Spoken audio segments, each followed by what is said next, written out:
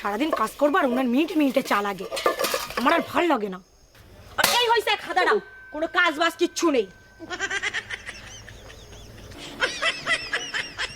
তা আমি কি করব? সত্যি তোমার আর আমার কিছু বলার নেই। ওই দেখো আমার আকাশ ডাকছে, জামা কাপড় মেলা রইছে, জামা কাপড়গুলো যেন না ভেজে। আমি মারে চাটা দিয়ে আসছি।